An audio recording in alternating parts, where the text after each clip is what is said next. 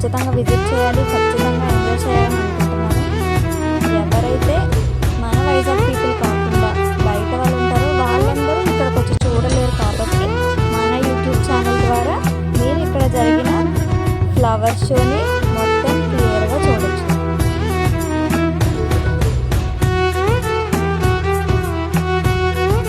అలా ఫ్లవర్ షూట్లో అలా వెళ్తుంటే ఎంత బాగుందంటే చాలా చాలా బాగుంది.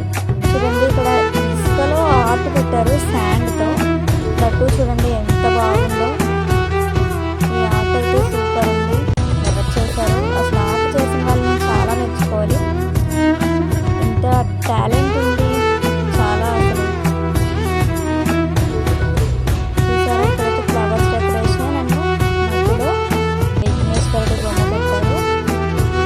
ఇక్కడ అందరూ ఫొటోస్ క్రౌడ్ అయితే చాలా ఎక్కువ ఉంది. ఇంకా ఎవరైనా వైజాగ్లో విజిట్ చేయడం వాళ్ళంటే ఖచ్చితంగా మిస్ అవ్వకుండా విజిట్ చేయండి. నిన్నటి నుంచి యాక్చువల్గా ఇదైతే స్టార్ట్ అయింది. ఈ రోజు జరిగింది. మేము ఈరోజు వెళ్ళాం. అండ్ రేపు సండే కూడా మార్నింగ్ 9 నుంచి ఈవినింగ్ 9 వరకు ఉంటుందంట. సో ఈ టైంలో ఎవరైనా ఈ 2 రోజులు మిస్ అయిన వాళ్ళు ఉంటే ఖచ్చితంగా వెళ్ళి విజిట్ చేయండి. నిజంగా చాలా బాగా ఎంజాయ్ చేస్తారు. ఇలాంటి మిస్ అయితే మళ్ళీ ఆ షో పెడతారో లేదో తెలీదు, మళ్ళీ ఎక్కడ పెడతారో తెలీదు. సో ఇలా సింగిల్ టైం వచ్చిన ఛాన్స్ కాబట్టి ఖచ్చితంగా మిస్ కాకుండా విజిట్ చేయండి. మనమైతే ఇప్పుడు ఫస్ట్ గేట్ నుంచి లోపలికి వచ్చాం. ఇప్పుడు సెకండ్ గేట్ నుంచి గ్రౌండ్లోకి వెళ్తున్నాం. ఈ గ్రౌండ్లోనే మొత్తం ఇంకా చాలా టైప్స్ ఆఫ్ ఫ్లవర్ షోస్ అయితే పెట్టారు. డిఫరెంట్గా ఉన్నాయండి. పదండి వెళ్ళి చూసేద్దాం.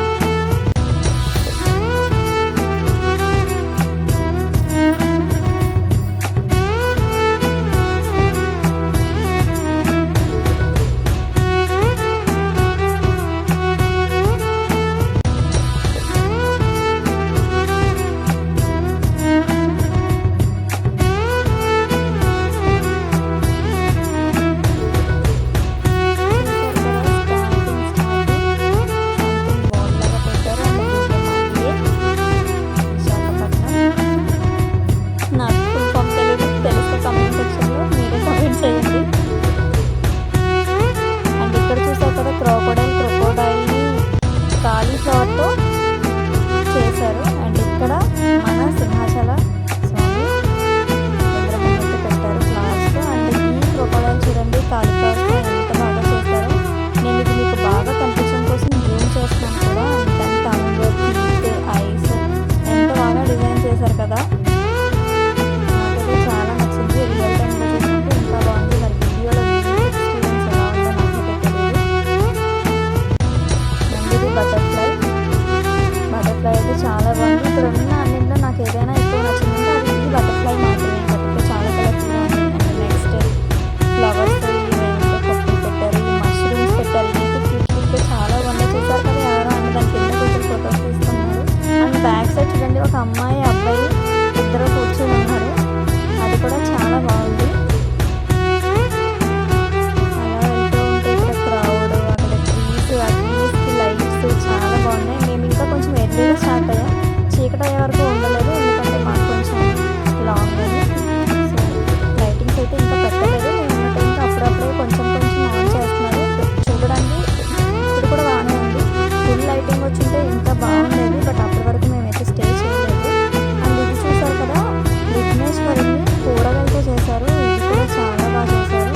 అండ్ ఆ కట్టింగ్స్, ఆ జ్యువెలరీ అవి కూడా చాలా బాగా పెట్టారు. కిరీటం, ఈ కిందన బ్రింజాల్తో అయితే చాలా బాగా చేశారు. ఆనపకాయలు యూజ్ చేసి. అండ్ దానికి కొంచెం పక్కనే వంకాయ అన్నిటితో ఎలిఫెంట్ చేశారు. ఇదైతే సూపర్ అబ్బా. అండ్ దానికి ఆ కలర్ ఇంకా బాగా సూట్ అయింది.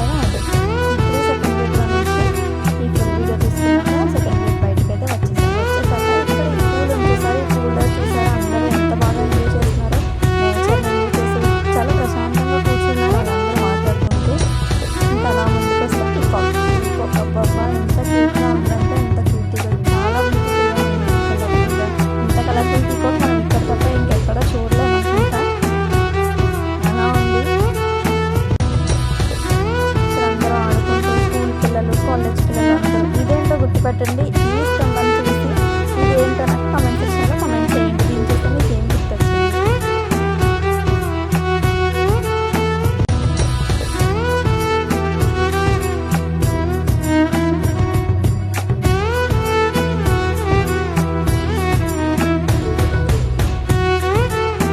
పార్వతీ పరమేశ్వరులు శాండ్తో చేశారు.